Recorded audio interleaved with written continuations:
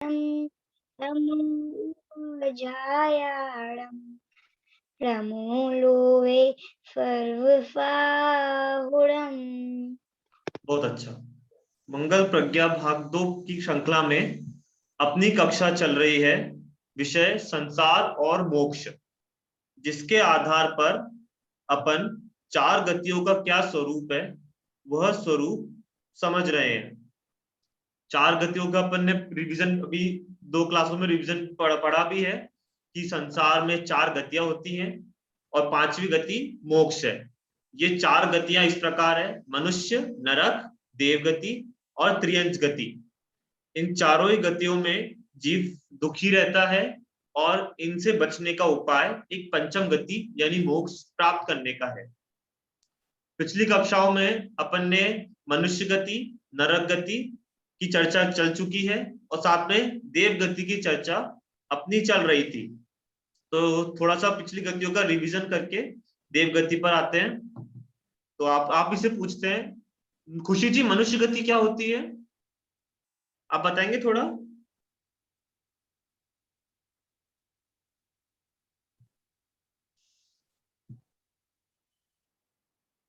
हाँ, एंजल जी आप बताएंगे मनुष्य गति क्या होती है? जी भैया। हाँ बताएं। कहीं से मरकर हम मनुष्य शरीर धारण करते हैं, उसे मनुष्य गति कहते हैं। हाँ बहुत मनुष्य अच्छा। गति, हाँ बोलिए बोलिए। चारों गतियों में बहुत दुख है। हाँ, चारों गतियों में बहुत दुख है, बहुत अच्छा। इसके बाद मनुष्य गति के बाद हमारी चर्चा चली थी नरक गति पर। नरक गति वह होती है, आप बताएंगे उष्मा जी नरक गति के बारे में?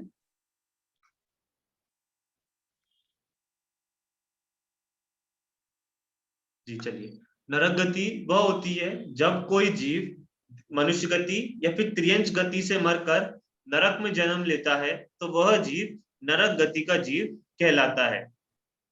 और नरक गति कैसे मिलती है, तो यहाँ पर पंक्ति लिखी है कि बहुत आराम और बहुत परिग्रह से नरक गति की आयु मिलती है। अब इसके बाद अपन चर्चा करेंगे देव गति पर। देव गति कैसे मिलती है? देव गति की परिभाषा यह है कि जब कोई जीव मनुष्य या फिर त्रियंच से मरकर देव शरीर को प्राप्त करता है तब वह देव गति का जीव कहलाता है। कहां से? मनुष्य या फिर त्रियंच से मरकर। ये अपन ने पिछली क्लास में डिस्कस करा था कि देव गति में कौन से जीव जा सकते हैं? मनुष्य और त्रियंच ही। और देव गति से जीव जाएगा तो वह भी मनुष्य या त्रियंच में ही जाएगा। वह जीव मरकर नरक में नहीं जा सकता और मरकर वापस स्वर्ग में भी नहीं जा सकता। इस प्रकार से यह देव गति का जीव होता है। यह पुण्य करने वाला जीव देव होकर स्वर्ग में जाता है और स्वर्ग में सुख है ऐसा कहा जाता है। अपन जो ये चैप्टर पढ़ रहे हैं संसार तथा मोक्ष, इसका मेन अपन इसलिए पढ़ रहे हैं कि संसार में 4 गतियां आती हैं और चारों ही गतियां दुख रूप है। अपन को ऐसा लगता हो कि नरक गति में दुख है, ठीक है, अपन ने इतना पढ़ा है, देव गति में तो सुख होगा, तो वो चारों ही क्लियर हो जाएं कि देव गति में भी सुख नहीं है, मात्र कहा जाता है। इसीलिए देव गति भी अन्य गतियों की तरह ही दुख रूप है। यह देव गति में, हाँ खुशी जी, कौन कौन से जीव जाते हैं देव गति में, कौन कौन सी गति से? भैया जी मनुष्य गति और त्रियंच गति से। हाँ, मनुष्य गति और त्रियंच गति के जीव ही देव गति में जा सकते हैं। और देव गति से भी आप मनुष्य या फिर त्रियंच में ही जाएंगे, उससे में देव गति से नरक गति में नहीं जा सकते और देव गति से दोबारा देव गति में भी नहीं आ सकते। तो ऐसी यह देव गति होती है। और ये देव गति मिलती है पुण्य परिणामों से, शांत परिणामों से, तप करने से, दया, दान, उपवास इत्यादि करने से ये देव गति प्राप्त होती है। यानी मंद परिणामों से, शांत परिणामों से देव गति प्राप्त होती है। यह देव गति दुख रूप क्यों है, इसके अपन पॉइंट डिस्कस करेंगे, क्योंकि बाकी गतियों का तो अपन को सामने से ही दिखता है। खुशी जी आपका प्रश्न भी था कि देवगति दुख रूप क्यों है, देवगति में तो सुख होना चाहिए। तो वो इसीलिए है कि जैसे नरक गति में तो हमने सामने ही दिखता है कि वहां पर इतनी पीड़ा है, दर्द है, तो यानी वहां पर तो दुख है ही। और त्रियंश गति में भी हमें दिखता है कि वहां पर दुख किस प्रकार है, कि इतने प्रकार के जानवर हैं। यदि आप शेर आदि जानवर हो तो आपको आज जंगल में भरना पड़ता है। यदि आप अन्य कमजोर जानवर हैं तो ताकतवर जानवरों के द्वारा खाए जाते हैं। तो यानी त्रियंश गति में भी सामने से ही दिखता है कि वहां पर इतने दुख है। मनुष्य गति में भी हमें दिखता है कि इतने दुख है, कोई इतना बीमार हो रहा है, किसी को कुछ अवस्था हो रही है, किसी को कुछ कमी है, किसी को कुछ तकलीफ है। यानी सामने ही दिखता है हमें कि मनुष्य गति में भी दुख है। अब देव गति में हम कैसे बताएं कि दुख है कि नहीं? तो देव गति में दुख इस प्रकार से है। सर्वप्रथम तो देव गति में मानसिक दुख है, यानी मेंटल दुख। कैसे है कि जो जैसे देव में भी देव होते हैं, उनमें भी अलग अलग प्रकार होते हैं, अलग अलग लेवल होते हैं। जैसे एक ऑफिस होता है, ऑफिस में सबसे नीचे वर्कर, उसके ऊपर उनका बॉस, उस बॉस के ऊपर भी उनका बॉस, फिर उनके ऊपर सीईओ। इस तरह से देव में भी ऐसी पोस्ट होती है। तो जो छोटा देव होता है तो बड़ा देव उसको ऑर्डर कर सकते हैं। जैसे जब तीर्थंकर भगवान होते हैं, जब उनका जन्म होता है, तब उस समय इंद्र ऐरावत हाथी पर बैठकर भगवान के दर्शन करने आता है, छोटे से बाल तीर्थंकर के। तो वो छोटे से जो बाल तीर्थंकर होते हैं, तो वो जिस हाथी पर बैठकर आता है, ऐरावत हाथी कहते हैं उसे, वो हाथी भी नॉर्मल हाथी नहीं होता। उसकी हाथी की 1000 सूंड होती है, 1000 सूंड होती है, और हर सूंड पे एक एक कमल होता है, और हर कमल पे एक एक देवी नाचती है। एक तब ऐसा तो वो हाथी होता है, पर वो हाथी वास्तव में कोई त्रियंश गति का जीव नहीं है, वो भी एक देव ही होता है। तो वो देव हाथी क्यों बना? क्योंकि इंद्र का ऑर्डर था। यानी वहां पर भी छोटे देवों को बड़े देवों के द्वारा दबाया जाता है। एक तो देव गति में यह मानसिक दुख है, साथ में देव गति में एक यह दुख है कि वहां पर एक देवों को दूसरे के देव के वैभव से लालच होता है। यानी कोई छोटा देव है तो उसका विमान होगा, वो विमान छोटा होगा, बड़े देव का विमान बड़ा होगा। जैसे स्वर्ग, पहले स्वर्ग का राजा है सौधर्म इंद्र। तो सौधर्म इंद्र के अंदर जितने देव होंगे, तो सौधर्म इंद्र सभी देवों को कंट्रोल कर सकता है। यानी वह सभी देव सौधर्म इंद्र के कंट्रोल में है। तो और उस सभी जितना सौधर्म इंद्र का वैभव होगा, वो उन सभी देवों का नहीं होगा। भले ही एक छोटे छोटे नॉर्मल देव का वैभव हमारे मनुष्यों से ज्यादा है, परंतु फिर भी दूसरे देवों से कम है। इसलिए वहां पर उन देवों को वो लोभ रहता है, जिस कारण उन्हें दुख लगता है। यानी देव गति में बाकी गतियों की तरह शारीरिक दुख तो नहीं, अपितु मानसिक दुख अवश्य रहता है।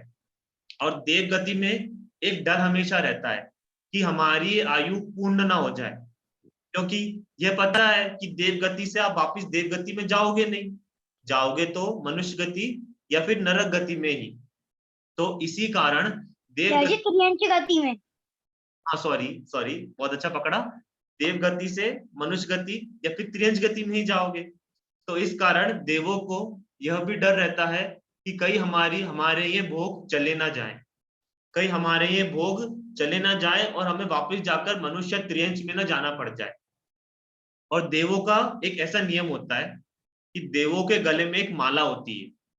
वह माला जब से वो पैदा होते हैं और जब तक मरण होता है, तब तक उनके गले में वो हमेशा ही रहती है।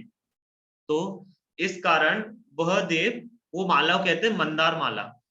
और जब उन देव की आयु पूरी होने वाली होती है, जब एंड के 6 महीने बचते हैं, तो उस समय उनकी आंखों की रोशनी कम हो जाती है। और तो वो अपनी माला को देखते हैं तो उन्हें लगता है कि ये माला मुरझा रही है, जबकि उस माला में असली फूल नहीं होते, परंतु फिर भी उन्हें लगता है कि ये माला मुरझा रही है, यानी 6 महीने बाद मेरी आयु समाप्त होने वाली है। तो वो देव रोने लग जाते हैं कि इतने बढ़िया संयोग है, इतना अच्छा मेरे को वैभव मिला हुआ है, ये सभी खत्म हो जाएगा। तो इस तरह से यह मेरा वैभव खत्म ना हो जाए, इस तरह का भी भय देवों को रहता है। इसीलिए देव गति में दुख है। और सबसे बड़ा दुख है वहां पे इच्छाओं का, मतलब इतने भोग हैं फिर भी इच्छाएं खत्म नहीं होती। देवों के पास मतलब जो भोग वो चाहे, उनको भूख नहीं लगती, उनको प्यास नहीं लगती। जब भी देवों को भूख प्यास लगती है, गले में से अमृत झर जाता है, किंतु फिर भी उनकी इच्छाएं खत्म नहीं होती। तो इसलिए इच्छा का भी सबसे बड़ा दुख देव गति में है। इसीलिए यह देव गति भी अत्यंत दुखमयी है। और देव गति पाना कोई मुश्किल कार्य भी नहीं है। नॉर्मल जो आयु मिलती है उसमें ज्यादातर जीव अपना समय जो 4 गतियों को बांटे, एक पाई चार्ट बनाते हैं ना स्कूल में, जैसे सब स्कूल में ग्राफ या पाई चार्ट बनाते हैं, वैसे ही हाँ भाई। चार्ट बनाए। तो चारों गतियों में जीव देव गति में सबसे ज्यादा रहता है, सबसे ज्यादा रहता है त्रियंच गति में, तो वो बाद में समझेंगे अपन। पर अगर देव गति, नरक गति और मनुष्य गति, इन तीनों का बाय चार्ट वो ग्राफ बनाए, तो सबसे ज्यादा देव गति में रहता है, उससे ज्यादा नरक गति, उससे कम नरक गति में, और उससे कम मनुष्य गति में। इस तरह से इन तीनों में सबसे ज्यादा देव गति में रहता है। किंतु फिर भी इतनी बार देव गति में जाने में वहां पर दुख ही रहा। तो कौन कौन से दुख बताए देव गति में? एक तो इच्छा का दुख, कि इच्छाओं का कभी नाश नहीं होता, इसीलिए वहां पर दुख रहता है।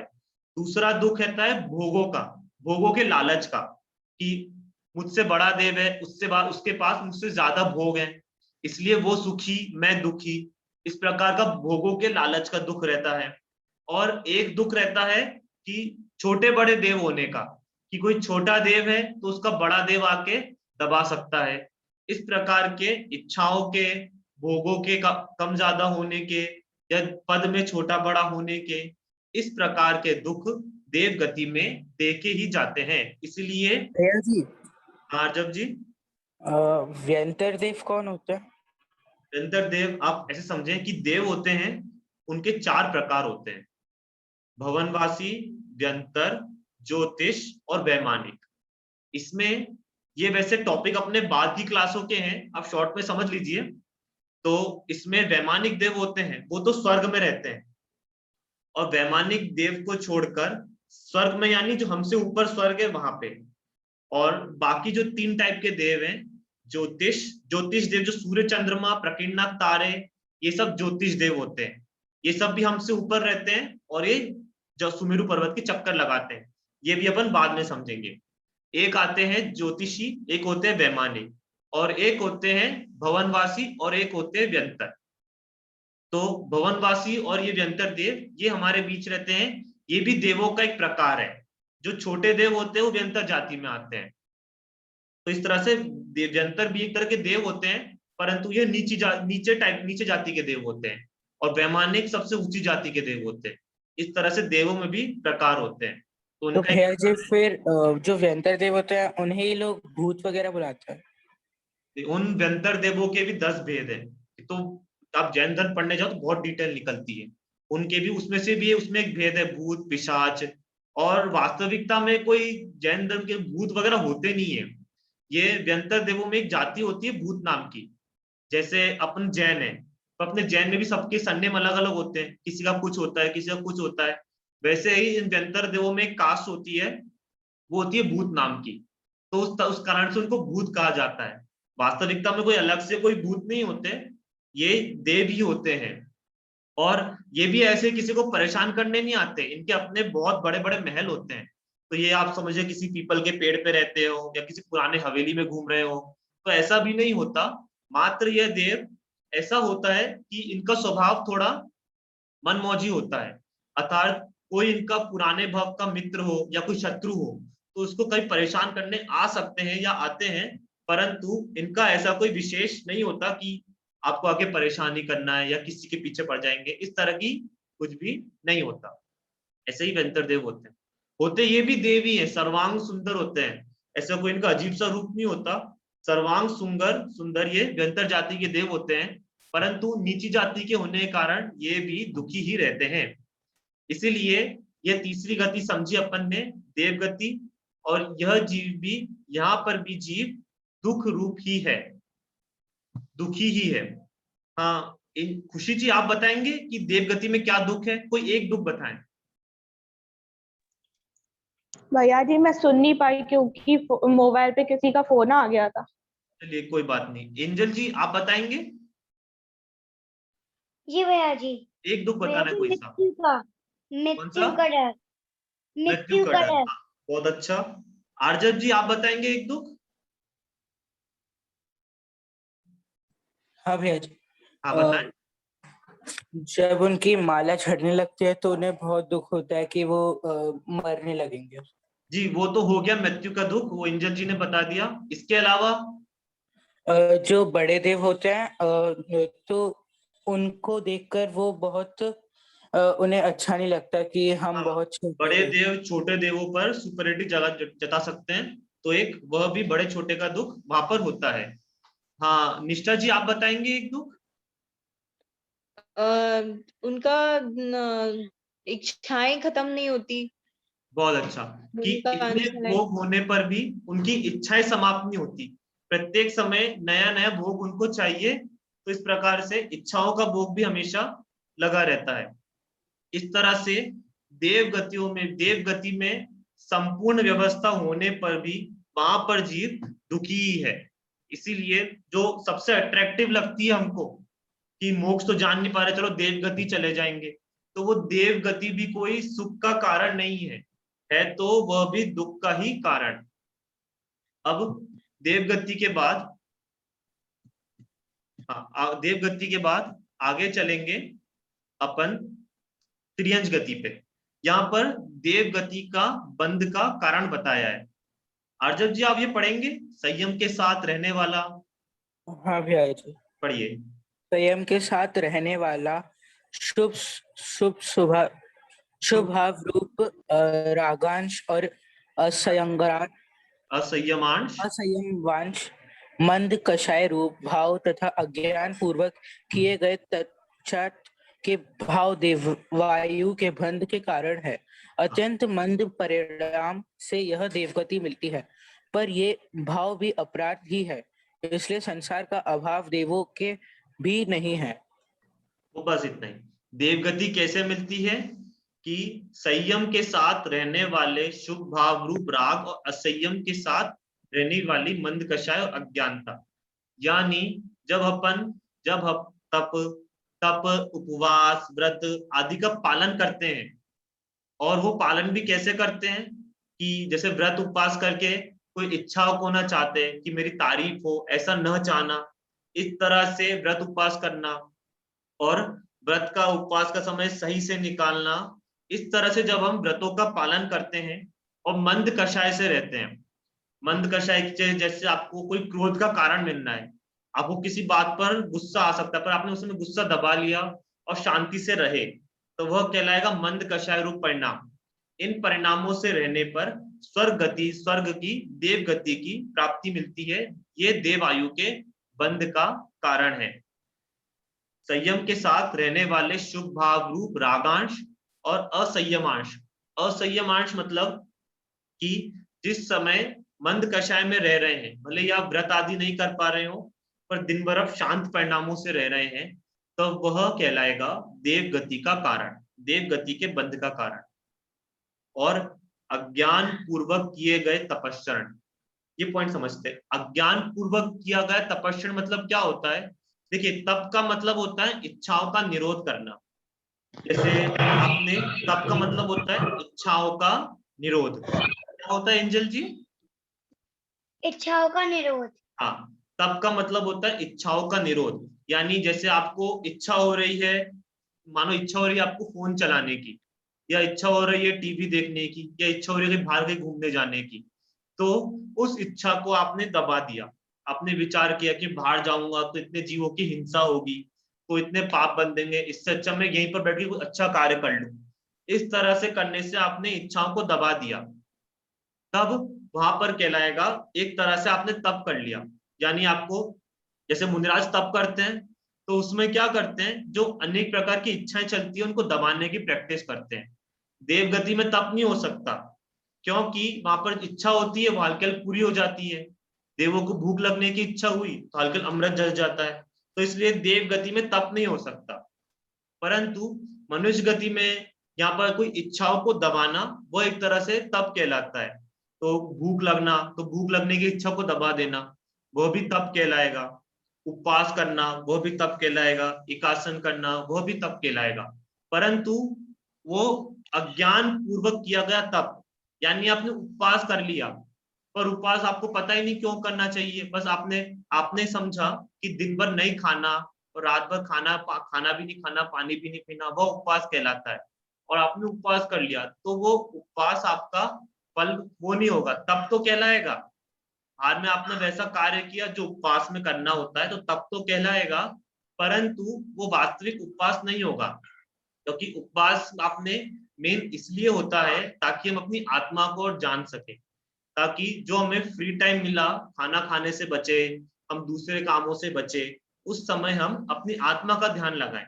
वो तो नहीं किया, खाना नहीं खाया पूरे दिन भर और भूखे रहे, तो वह अज्ञान पूर्वक तप कहलाएगा, और उस कारण से देव गति की प्राप्ति होगी, क्योंकि उस समय आपने उपवास तो किया, इच्छा तो दबाई, परंतु उससे कुछ अच्छा काम नहीं किया, इसलिए आप देव गति पे अटक जाओगे, उसके ऊपर मोक्ष के नजदीक नहीं आ पाओगे। तो इस तरह से अज्ञान पूर्वक किया गया तप वह भी देव गति का कारण है। अत्यंत मंद परिणाम से यह देव गति मिलती है।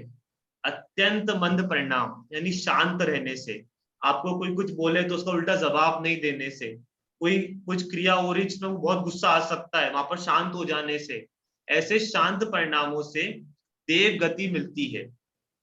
परंतु यह भाव भी अपराधी है, क्योंकि ये क्या है, संसार है, और संसार होने के कारण यह भाव भी अपराधी है, इसीलिए संसार का भाव देवों को भी नहीं है, इसीलिए वह देव भी संसार का अभाव नहीं कर पाते, क्योंकि भले ही देव गति में पहुंच जाओ, परंतु अगर आप देव गति में पहुंच जाओगे तो वापस लौट के तो मनुष्य त्रियंच में ही आना पड़ेगा, इसीलिए देव गति में जाने का भी कोई फायदा नहीं है।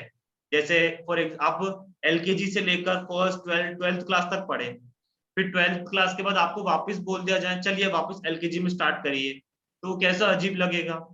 वैसे ही देव गति में जीव पहुंच तो जाता है पुण्य के उदय से, पर देव गति से जो वापिस आता है तो वापिस मनुष्य त्रियंच में भटकना पड़ता है, तो इसीलिए देव गति में जाना भी कोई कार्यकारी ही नहीं है, क्योंकि वहां से वापस यही आना पड़ेगा।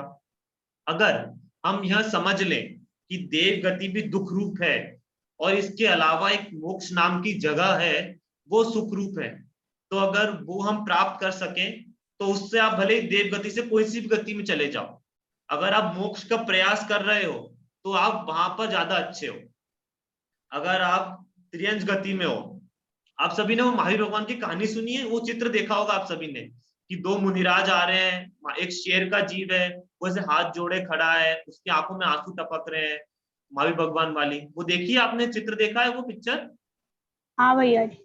हाँ, तो उसमें वो महावीर भगवान का जीव है, नहीं देखा, देखा होगा आपने, आपको ध्यान नहीं आ रहा होगा, बहुत फेमस चित्र है कि दो मुनिराज हैं, एक जंगल का सीन है, दो मुनिराज हैं, एक शेर वो ऐसे हाथ जोड़ के खड़ा हुआ है, उसके पास में एक हिरण मरा पड़ा हुआ है। तो वो ऐसी कथा है कि उस समय दो मुनिराजों के द्वारा उपदेश से वो महावीर भगवान का जीव जो शेर की पर्याय में था और उस समय मांस खा रहा था हिरण का, तो वहां पर दो मुनिराजों को देखा और अपना पूर्व भव याद आया और विचार किया कि ये त्रियंच गति में दुख है, मैं तो आत्मा हूं, मुझे मोक्ष की प्राप्ति करनी है।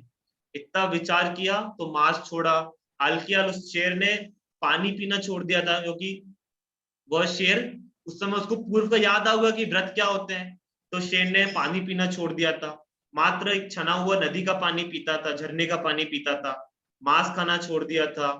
इस प्रकार से मात्र कैसे, यानी वो स्वर्ग के देव से भी ज्यादा सुखी हो गया, क्योंकि उसे यह समझ में आ गया कि संसार में सुख नहीं है, मोक्ष में सुख है।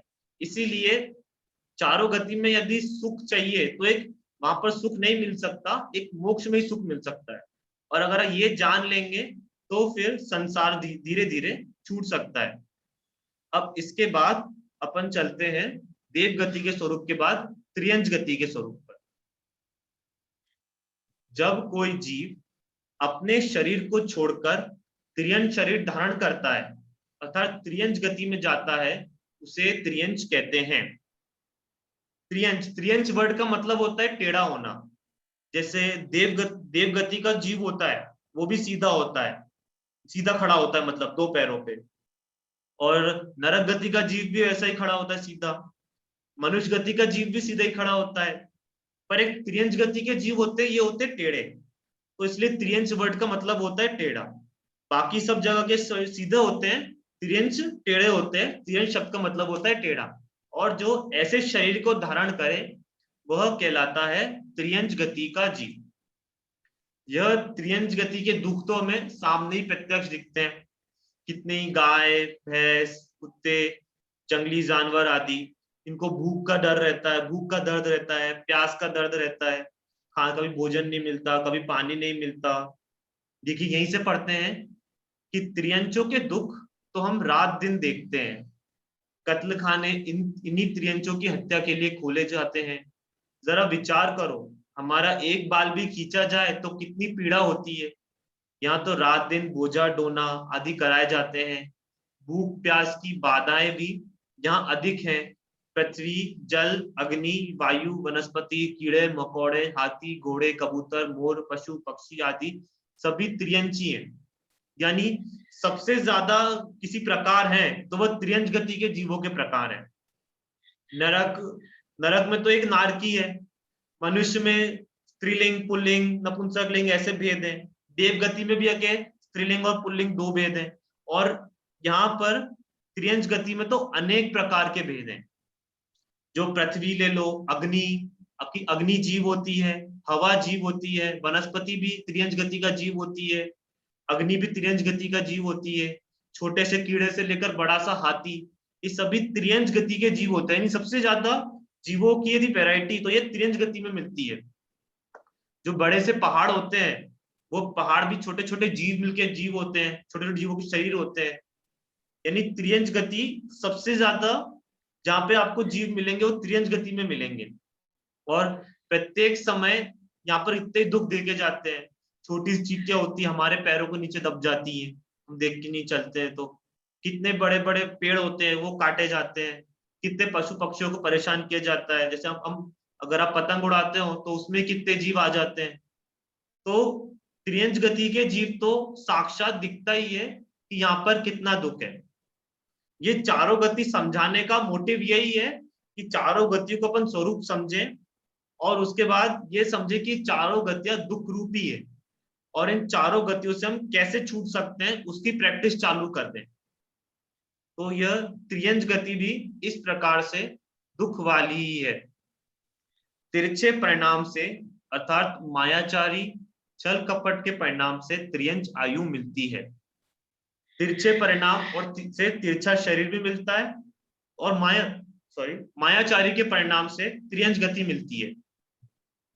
मायाचारी अपन ने जब कषाय का पाठ पढ़ा था तब मायाचारी समझा था कि मन में कुछ और होना, वचन में कुछ और कहना और काय में कुछ और करना, वह मायाचारी कहलाती है। किंतु वह मायाचारी के कारण यह त्रियंच गति मिलती है। और इस प्रकार से ये चारों प्रकार की गतियां हुई। अब ये चार प्रकार की गतियों में से आपसे क्वेश्चन है, चारों गतियों का हमने स्वरूप समझा। सबसे पहले अपन ने मनुष्य भैया जी, हाँ, मैं देवगति नहीं समझ पाई। देवगति नहीं समझ पाए, कोई बात नहीं, अपन रिवाइज कर लेते हैं। देवगति वह होती है कि जब कोई मनुष्य गति का जीव या फिर त्रियंच गति का जीव अच्छे परिणामों के कारण, मंद कषाय के कारण या फिर तपश्चरण करने के कारण, जब वो तपश्चरण करने के कारण जब वो देव शरीर को प्राप्त करता है तब वह देव गति का जीव कहलाता है। यह देव गति में सभी प्रकार के भोग मिलते हैं, सभी प्रकार की सुविधाएं मिलती हैं। देव गति में मिनिमम आयु भी 10,000 वर्ष की होती है, 10,000 ईयर्स। अपनी कितनी अभी 60, 80, 100 भी हो जाए तो, पर देव गति में मिनिमम आयु मिलती है 10,000 वर्ष की, और मैक्सिमम जाती 33 सागर। वो सागर क्या होता है वो भी हम बाद में समझेंगे। तो यहाँ देव गति में आपको सभी प्रकार के भोग मिलते हैं, आपकी जब सभी प्रकार की ताकत होती है, आपके पास इतनी पावर रहती है देवगति के जीव के पास। देवगति का छोटा भी जीव हो, सबसे नीचे जाति का भी जीव हो, तो वह भी पूरा मध्य लोक पलट सकता है, इतनी उनमें शक्ति रहती है। और उनकी स्पीड इतनी तेज होती है कि आप पल के झपकाओ तो यहाँ से पूरा 3 लोग घूम ले, इतनी तेज उनकी स्पीड भी रहती है। इस तरह से सभी प्रकार के भोग उन देवगति के जीवों को मिलते हैं। वहां पर कैसे देवगति के जीव देवगति में कैसे जाते हैं कि पूर्व में आपने दया दान आदि करा होगा, स्वाध्याय आदि किया होगा, आपने परिणाम शांत रखे होंगे, परिणाम निर्मल रखे होंगे, वह जीव देवगति को प्राप्त करते हैं। और यह देवगति के इतनी सुख सुविधाएं होने पर भी वहां पर दुख ही है। दुख इसलिए है क्योंकि इच्छाएं खत्म नहीं होती, कि इच्छाएं इतनी रहती हैं कि ये कर लिया, अब ये कर लूं, अब ये कर लूं, तो इतने भोग भोगने के बीच वहां इच्छाएं खत्म नहीं होती। और अगर आप छोटे देव हो तो बड़े देव द्वारा आप दबाए जाते हो, और छोटे देवों के भोग कम होते हैं, बड़े देवों के भोग ज्यादा होते हैं, और मृत्यु का डर रहता है कि यही कहीं मेरे ये सब चले ना जाएं। इस तरह से देव गति में ये भिन्न दुख होने के कारण भले ही कितनी भी आकर्षित लगती हो, परंतु फिर भी देव गति भी दुख रूप ही है। अब आया, आपको हुआ क्लियर? हाँ भैया। इस तरह से अपन ने ये चारों गतियों का स्वरूप समझा, और ये अपन को मन में गांठ बांध लेनी है कि चारों ही गतियां दुख रूप है। मनुष्य गति भी, देव गति भी, नरक गति भी और त्रियंज गति भी। फिर भी आपसे एक पूछा जाए एक कंपैरिजन के रूप में कि चारों गतियों में से सबसे सही कौन सी है, तो आप कौन सी बताएंगे? भैया जी मैं बताऊं? पंचम गति। भैया जी मैं बताऊं? बताएं एंजल जी, आप बताएं। मनुष्य गति। ठीक है, क्यों, कैसे? क्योंकि वहां भैया से जी वहां पे हम पंचम गति यानी मोक्ष जा सकते हैं और किसी गति से नहीं जा सकते। ठीक है, एक पॉइंट बहुत अच्छा बताया। हाँ निष्ठा जी, आप बताएं चारों गतियों में से। मनुष्य गति होती है क्योंकि वहां पे हम अपनी इंद्रियों पर जो कंट्रोल है वो करके मोक्ष पंचम गति में जा सकते हैं। हाँ बहुत और अच्छा, फिर मनुष्य गति से हम संयम ले सकते हैं। एक संयम ले सकते हाँ सही, एक वो सीन होता है कि जब तीर्थंकर जो होते हैं ना, जब वो दीक्षा लेने जाते हैं तो उस समय उनकी जैसे वो दीक्षा लेने जंगल को जा रहे हैं, तो देव और जब मनुष्य तब उनकी वो होती है, बहस होती है कि भगवान को मुनिराज, भगवान की पालकी हम उठाएंगे, क्योंकि वो दीक्षा का उत्सव मनाते हैं तो भगवान की पालकी उठाते हैं कि भगवान की पालकी उठाकर हम उनको जंगल में ले जाएंगे जहां पर वो दीक्षा लेंगे। तो देव और मनुष्य में बहस होती है कि अब पालकी हम उठाएंगे, पालकी हम उठाएंगे। तो फिर बहस का उसमें मनुष्य जीत जाते हैं। कैसे जीतते हैं? वो मनुष्य कहते हैं कि हम पालकी उठाएंगे तो हम भगवान के साथ, जैसे वो मुनिराज बने तो हम भी मुनिराज बनेंगे, अगर आप मुनिराज बन सकते हो तो आप उठा लो, पर देव मुनिराज बन नहीं सकते, इसीलिए वहां पर पालकी हमेशा मनुष्य पहले उठाते हैं, क्योंकि वो उन तीर्थंकर की तरह संयम ले सकते हैं। हाँ उष्मा जी, आप बताएं चारों गतियों में सबसे अच्छी कौन सी है? भैया जी मनुष्य गति, क्योंकि इसमें संयम भी ले सकते हैं और अपन भी मोक्ष जा सकते हैं। भैया जी मोक्ष जाने के लिए अपन को तीर्थंकर में हाँ आप बनेंगे तीर्थंकर? हाँ। बहुत अच्छा। खुशी जी आप बताएं चारों गतियों में से। भैया जी मनुष्य गति। मनुष्य गति। आर्जव जी आप भी मनुष्य गति बोलेंगे या कोई और गति ध्यान में है? हाँ भैया जी मनुष्य। मनुष्य गति, तो यही आंसर लॉक कर देते हैं। चारों गतियों, वैसे तो चारों ही गतियां दुख रूप है, परंतु फिर भी चारों गतियों में मनुष्य गति कंपैरिजन में अच्छी है। वैसे तो मनुष्य गति भी दुख रूपी है, सामने दिखते हैं हमें कितने दुख है, इतने सारे कार्य करने पड़ रहे हैं, देवों के तो और भी ज्यादा भोग है, हमको तो फिर भी इतनी मेहनत करनी पड़ रही है, किंतु फिर भी मनुष्य गति ज्यादा कंपैरिजन में सुखरूप इसलिए है क्योंकि यहाँ पर हम धर्म कर सकते हैं। एक अपने जैन धर्म में बहुत ही प्रकांड विद्वान हुए हैं पंडित श्री टोडरमल जी, उन्होंने भी ये बात एक्सप्लेन करी है कि मनुष्य गति में कल्याण के चांसेस ज्यादा हैं, सम्यक दर्शन के चांसेस ज्यादा हैं, क्योंकि वहां पर स्वर्ग में से धर्म के चांसेस नहीं है, क्योंकि वहां पर इतने भोग भोगने की जगहें होंगी, तीन लोक में इतनी सारी सुंदर चीजें हैं, वो सभी देखने की इच्छाएं होगी, तो वहां पर किस देव को धर्म करने का टाइम ध्यान आएगा। परंतु मनुष्य गति में ऐसा नहीं है। मनुष्य गति में हमको दुख भी मिलते हैं और सुख भी मिलते हैं। तो इन दुख सुख के बीच जीव को विचार करने का टाइम मिल जाता है। इसीलिए यह मनुष्य गति सुख रूप है। इस मनुष्य गति में धर्म करने के चांसेस ज्यादा हैं। इसीलिए चारों गतियों, भले ही चारों गतियां दुख रूप है, किंतु फिर भी चारों ही गतियों में मनुष्य गति में सुख धर्म के चांसेस ज्यादा हैं, क्योंकि यहाँ पर हम संयम ले सकते हैं, यहाँ से हम सम्यक दर्शन ले सकते हैं, और मोक्ष जाना हो तो वह इस मनुष्य गति के पूर्वक ही हम जा सकते हैं।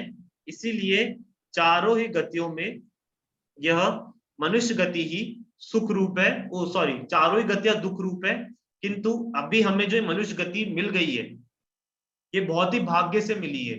अच्छा, अपन अभी चर्चा कर रहे थे कि वो ग्राफ की चर्चा कर रहे थे अपन कि सबसे ज्यादा देव गति में जाते हैं, फिर मनुष्य गति में जाते हैं, तो सॉरी फिर नरक में जाते हैं, फिर मनुष्य में जाते हैं। तो इसका भी कॉन्सेप्ट समझे, ये बाद में आएगा। वैसे ये विषय जब अपन और डीप में पढ़ेंगे जैन धर्म पर, इसका समझते हैं कि तिर्यंज गति जो होती है, तिर्यंज गति में दो टाइप के जीव होते हैं। एक होते हैं सैनी और एक होते हैं असैनी। सैनी का मतलब होता है मन सहित, जिनके सोचने विचारने की शक्ति होती है, और असैनी का मतलब होता है मन रहित, जिसमें सोचने विचारने की शक्ति नहीं होती। जैसे फॉर एग्जाम्पल गाय है, किसी गाय को कोई हट करेगा या फिर डंडा वंडा दिखाता है तो गाय उससे दूर चले जाती है, क्योंकि वो समझ जाती है इसमें सोचने विचारने की शक्ति रहती है कि ये कुछ बुरी चीज है, तो उससे दूर चले जाती है। पर जैसे छोटे छोटे कीड़े होते हैं, वो कीड़े पता है कि आग में जाएंगे जल जाएंगे, किंतु फिर भी आग के पास जाते हैं, क्योंकि उनमें सोचने विचारने की शक्ति नहीं होती। वह कहलाते हैं असैनी जीव। तो हम जो चारों गतियों में भटकते हैं, तो सबसे ज्यादा भटकते हैं हम असैनी त्रियंच में। यानी अगर 100% अपनी लाइफ टाइम है तो 99% अपन असैनी त्रियंच में भटकते हैं। यानी हम सोचने विचारने की शक्ति नहीं, कुछ कार्य करने की शक्ति नहीं, बस चले जा रहे हैं फ्लो के साथ, यानी कुछ कल्याण करने का कुछ मार्ग ही नहीं। ऐसे 99% टाइम तो हमारा ऐसे ही जाता है। उसके बाद लक बाय चांस उस असैनी त्रियंज गति से निकलकर सैनी त्रियंज गति में आ जाते हैं। वहां सैनी त्रियंज मिलना होना भी इजी है, होना भी आसान है। 99 के बाद जो 1% बचा, उस 1% में से हम सैनी त्रियंज गति में तो आ जाते हैं। वहां सैनी त्रियंज गति से देव गति मिलना भी इजी है, देव गति से और नरक गति मिलना भी इजी है। चारों गतियों में सबसे मुश्किल है वो मिलना जो अभी अपन को प्राप्त है, मनुष्य गति।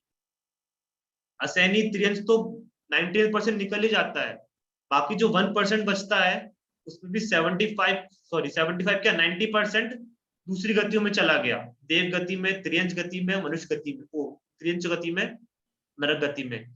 यानी स्वर्ग का देव होना इजी है, परंतु मनुष्य होना कठिन है। चारों गतियों का ग्राफ अगर अपन समझे तो यानी बड़े भाग्य से अपन मनुष्य गति में आ गए हैं, और उसमें भी अपन को धर्म का लाभ मिल गया है। मनुष्य गति में आ जाते पर धर्म का लाभ नहीं मिलता तो वैसे के वैसे ही रह जाते। तो यहाँ पर अपन को अपनी महिमा आनी चाहिए, खुद के लिए क्लैपिंग मिलनी चाहिए कि अपन जिन धर्म को प्राप्त कर रहे हैं, बहुत ही मुश्किल से ये चांस मिला है कि हमें जैन धर्म मिल रहा है, कि हमें धर्म करने की शक्ति है, समझ है। अभी क्लास सुन रहे हैं तो क्लास के माध्यम से हमें समझ पा रहे हैं कि चारों गति क्या होती है, वरना कितने ही तो जैन धर्म में होकर भी ये नहीं समझ पाते। अपन जैन धर्म में आ गए, अपन को ये समझ में भी आ रहा है, यह दिख भी रहा है सामने कि चारों ही गतियां दुख रूप है। तो इन चारों ही गतियों के दुख रूप रहने में रेयर चांस मिला है जो मनुष्य गति का, तो इसको हमें गंवाना नहीं है। यहाँ पर भी हमें ट्राई करना है कि हम मोक्ष को प्राप्त कर सकें, मोक्ष को प्राप्त करने की तैयारी कर सकें। और ये तैयारी बहुत इजी है, आपको कुछ अलग से नहीं करना। अभी देख लिया अपन ने, इतने 4 पार्ट हो गए अपने। हाँ जी आर्जव जी कहिए। भैया जी, नित्य निगोद और इतर निगोद में से कोई वापस आ सकता है क्या? हाँ देखिए, नित्य निगोद वह निगोद होता है, निगोद क्या होता है पहले तो ये बताते हैं कि एक निगोदिया एक टाइप का त्रियंज गति के जीव होते हैं, एक इंद्रिय जीव होते हैं। वो एक ही इंद्रिय होती है, मतलब इंद्रिय से साइंस में पढ़िए ना आपने 5 सेंस ऑर्गन्स, तो उनकी सिर्फ एक ही ऑर्गन होती है टच की। सिर्फ एक स्पर्शन इंद्रिय होती है निगोदिया जीव की। ये निगोदिया जीव को दो प्रकार से बांटा गया है, एक होते हैं नित्य निगोदिया, एक होते हैं इतर निगोदिया। नित्य निगोदिया जीव वो होते हैं कि जो अनादि काल से, मतलब अनादि काल से निगोद में ही है, निगोद के अलावा उन्होंने कोई और दूसरी गति ही नहीं मिली। और कैसे होते हैं उसमें भी कि एक श्वास में, एक जैसे अपन श्वास लेते हैं ना, इनहेल और एक्सहेल, एक सांस छोड़ी एक सांस बाहर निकली, इतनी बार 18 बार जन्म भी ले लेते हैं और 18 बार मर भी जाते हैं। ऐसे तो वो निगोदिया जीव। और ऐसे निगोदिया जीव नित्य निगोद में कौन से होते हैं कि जो जीव कभी, जिन्होंने कभी आज तक मनु किसी और पर्याय को धारण ही नहीं किया, तो निगोदिया में ही मर रहे हैं, निगोदिया में ही पैदा हो रहे हैं। ऐसे निगोदिया जीव कभी नहीं, जो बाहर ही निकले निगोद से, वह कहलाते हैं नित्य निगोदिया।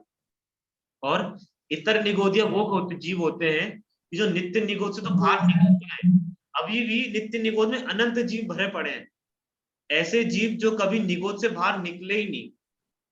और ऐसे जीवों को ऐसे, और इतर निगोद के वो जीव होते हैं जो नित्य निगोद से तो बाहर निकल गए, परंतु चारों गतियों में घूमने के बाद वापस निगोद में पहुंच गए, वह जीव कहलाते हैं इतर निगोदिया। इस प्रकार से नित्य निगोदिया और इतर निगोदिया में डिफरेंस होता है। भैया जी, तो वो ऐसा कैसे, कौन सा पाप करते हैं जो इतनी ऐसी पर्याय मिल जाती है? देखिए, जैसे नित्य, जो स्टार्टिंग में जो नित्य निगोदिया जीव है, उनका तो स्टार्टिंग से ही वही है, तो वहां पर कुछ तर्क नहीं लगेगा कि क्या पाप किए। वो तो क्योंकि शुरुआत कुछ है नहीं, वो तो अनादिकाल से वही है, तो उनका कुछ तर्क नहीं लगेगा। वो तो जैसे है वैसे ही, हम भी वही थे, हम भी पहले नित्य निगोद में ही थे, परंतु वहां से पार निकलकर हम यहाँ पर वापिस आ गए, हम मनुष्य गति में आ गए हैं। और इतर निगोद में कैसे जाते हैं वो समझे। जैसे अपन को एग्जाम में टाइम लिमिट मिलती है ना कि 3 घंटे पेपर फिनिश करना है, वैसे ही यहाँ पर निगोद से निकलने के बाद हमारा एक टाइम लिमिट चालू हो जाती है। ये टाइम लिमिट होती है सादिक 2000 सागर। ये एक अलग टॉपिक है, सागर क्या होता है वो भी अपन समझेंगे कभी। सागर आप ये समझे कि बहुत ही लंबा टाइम, अनंत वर्ष निकल जाए इसमें, अनंत साल, ऐसा टाइम वह सागर का होता है।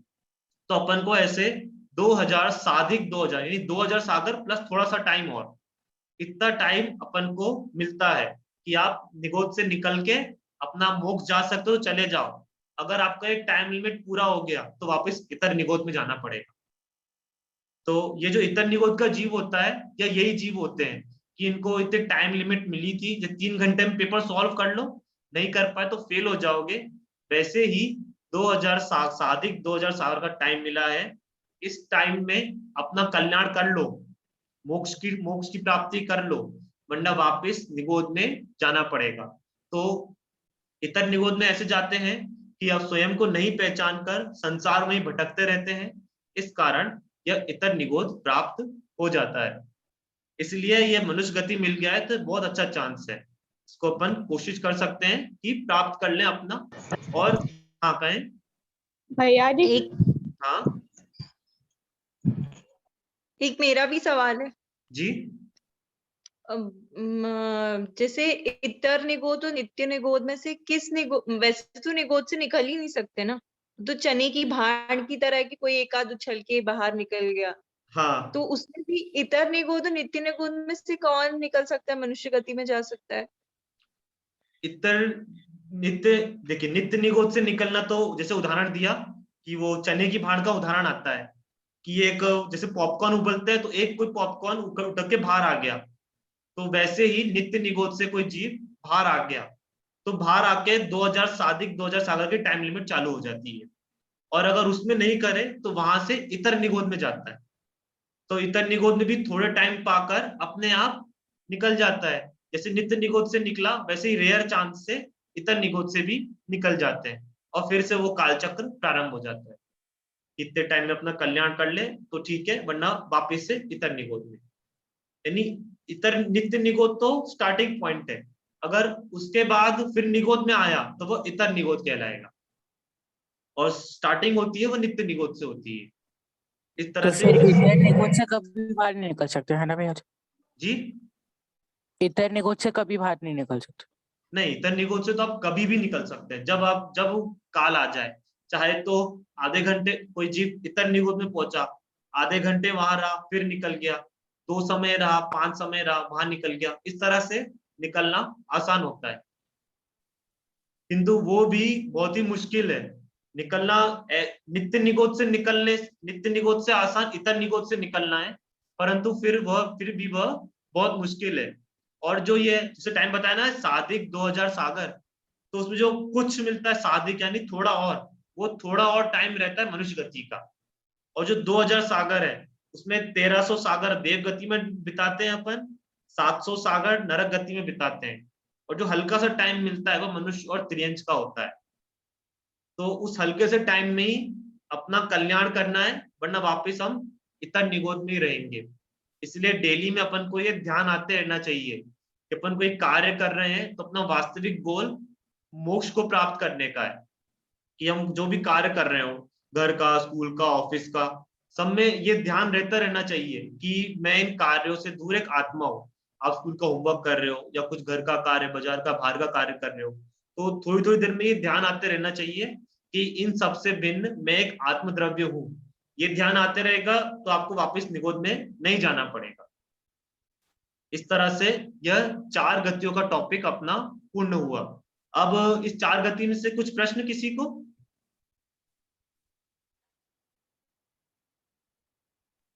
भैया जी, हाँ, देवगति में कौन कौन से दुख होते हैं? देव गति में दुख एंजल जी बताएंगी। एंजल जी, भैया जी। जी हाँ भैया जी। बताएंगे देवगति के दुख। भैया जी, देवगति में पहला दुख होता है कि हम अगर मर जाएंगे तो फिर से ये वाले सुख नहीं मिलेंगे। हाँ, और मतलब दूसरा पहला दुख यह होता है कि भोगों के चले जाने का दुख, भोगों के चले जाने का दुख, कि वो देवगति में आप गए हैं तो ये तो पक्का ही है कि वहां से आप मरेंगे ही, तो देवों को ये दुख रहता है कि ये सब जो मेरे को इतने भोग मिले हुए हैं ये चले ना जाए। एक तो ये दुख रहता है। और हाँ, और दूसरा दुख होता है कि, अरे रुक जा, मैं बोल रही हूँ। हाँ, दूसरा दुख ये होता है कि अगर अगर हमको नीची जाति मिली है देव पे, तो हमको ये दुख होता है कि जो बड़े देव हैं वो हमको दबा के रख सकते हैं। हाँ, जो नीची जाति के देव होते हैं उनको बड़े देव ऑर्डर देते हैं। जैसे बालक तीर्थंकर होते हैं, तो जैसे बालक तीर्थंकर के कपड़े पुराने हो गए तो स्वर्ग का इंद्र छोटे देव को ऑर्डर देगा कि जाओ उनको कपड़े दे के लाओ, उनको कपड़े दे के आओ, उनका भोजन लगाओ। इस तरह से बड़े देव छोटे देवों को ऑर्डर दे सकते हैं। एक ये दुख है। इच्छाओं का दुख रहता है कि ये भी भोग है, ये भी भोग है, इसको भी भोगना है, इसको भी भोगना है, इस तरह से। भैया जी, हाँ, जो नीचे देव होते हैं उनके पास ज्यादा शक्ति नहीं होती? उनके पास शक्ति तो बहुत होती है, परंतु ऊंचे देव से कम होती है। और ऊंचे देव के पास पद होता है। जैसे स्वर्ग होते हैं, पहले स्वर्ग का राजा है सौधर्म इंद्र। उस सौधर्म इंद्र की शक्ति भले ही दूसरे देवों के समान हो, पर उसका पद ऊंचा है। जैसे अपने देश का प्राइम मिनिस्टर है नरेंद्र मोदी जी, तो उसके पास उसकी बॉडी ज्यादा अच्छी होगी, किसी हीरो की बॉडी ज्यादा अच्छी होगी, हीरो की अच्छी होगी, परंतु पावर किसकी ज्यादा है? उनकी ज्यादा है।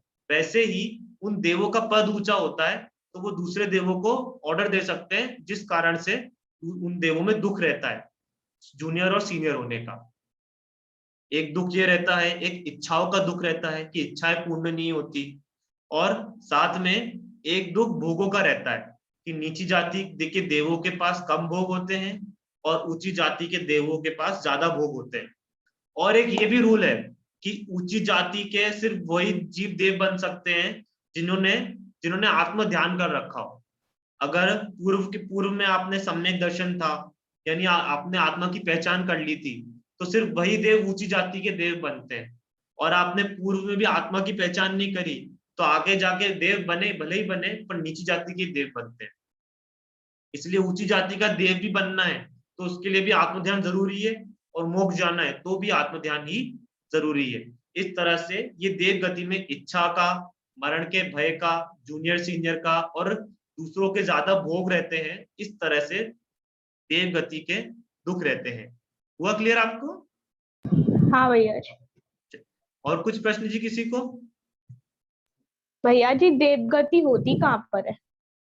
देव गति के 4 प्रकार के देव होते हैं, उन सबके अलग अलग रहने के स्थान है। एक होते हैं वैमानिक देव।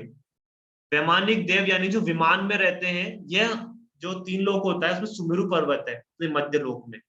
ये अपना 3 लोक का टॉपिक भी आना चाहिए, नहीं तो एक कक्षा इसकी भी लेंगे। भैया जी आप कब लोगे 3 लोक की कक्षा? ये देखिए आज तो नहीं हो पाया, अब ये टॉपिक पूरा हो गया है तो प्रयास करेंगे कि अगली कक्षा में एक कक्षा 3 लोक की भी ले लें। ये 3 लोक का थोड़ा बहुत अपन स्वरूप समझ लेंगे तो अपन को क्लियर होता रहेगा कि ये चारों गति के जीव कहाँ कहाँ रहते हैं। नरक है वो अधोलोक नीचे है, वहां रहते हैं। और जो देव गति के हैं उसमें जो एक वैमानिक गति के देव होते हैं वो ऊपर रहते हैं। यानी जो 3 लोक का नक्शा ग्रुप पे शेयर करा था उसमें जो ऊपर का पार्ट है उस पार्ट में वैमानिक देव रहते हैं। और एक होते हैं ज्योतिष देव, जो सूर्य, चंद्रमा, प्रकीर्णक, तारे, इन 4 रूप होते हैं और ये हमारे मध्य लोक में ही रहते हैं। और एक होते हैं, ये होते हैं ज्योतिषी देव। एक होते हैं भवनत्रिक देव, सॉरी एक होते हैं भवनवासी देव। यह देव हमारे मध्य लोक में ही रहते हैं। यहाँ पर जहाँ पे हम रहते हैं वहां पर ही इनके हमसे नीचे नरक के ऊपर और हमसे नीचे जो बीच की एक जगह है वहां पर ये भवनवासी देव भवनों में रहते हैं। जो वैमानिक देव होते हैं विमान में रहते हैं, बहुत बड़े बड़े विमान होते हैं उनके, महल जैसे। और ज्योतिषी देव होते हैं वो सूर्य चंद्रमा आदि पर रहते हैं, वो भी एक तरह से विमान ही है। भवनवासी देव अपने भवनों में रहते हैं, उनके बड़े बड़े भवन होते हैं। और उनके भवन भी इतने विशाल होते हैं कि हर एक भवन में एक एक जिन मंदिर होता है, इतने विशाल उनके भवन होते हैं। और एक होते हैं व्यंतर देव, ये व्यंतर जाति के देव, इनके ही भवन होते हैं पर ये दूसरे देवों से छोटे होते हैं। इस तरह से ये चारों ही देव तीनों लोकों में रहते हैं, यानी ऊर्ध्वलोक में वैमानिक देव और मध्य लोक में ज्योतिषी देव और भवनवासी देव और व्यंतर देव, ये तीनों मध्य और अधो ऐसे दोनों लोकों को मिलाकर रहते हैं। इस तरह से तीनों लोकों में चारों प्रकार के देव पाए जाते हैं जी। ठीक है, और आज अपनी क्लास का समय भी हो गया है। और भी कुछ प्रश्न हो तो आप पूछ सकते हैं, या फिर अपन एंड करते हैं, अगली कक्षा को प्रारंभ करेंगे अगली बार से। चलिए ठीक है, सभी को सादर जय जिनेन्द्र, बोले जिनवाणी माता की जय हो, जय हो। जय जिनेन्द्र भैया जी। जय जिनेन्द्र, जय श्री भैया जी। जय जिनेन्द्र।